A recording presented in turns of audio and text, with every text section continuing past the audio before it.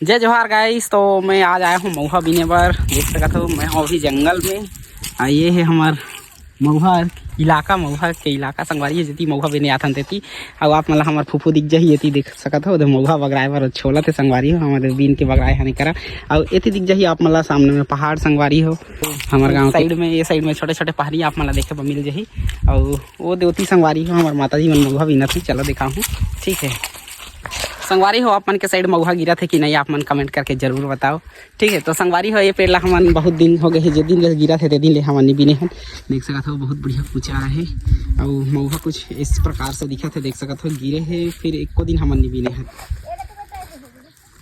और ये दिखा था हमार भांचा मन, हमार भांची मन, हमार जीजा और हमार घनोनी और हमार माता मन जो है सब झन मऊहा बिना थे। तो संगवारी हो रात के पानी गिरिस ना तो थोड़े से मतलब पूरा जो सूखा रही थे हर फूल गए है, मतलब थोड़े कच्चा टाइप के हो गए है, देख सकते हो आप मन।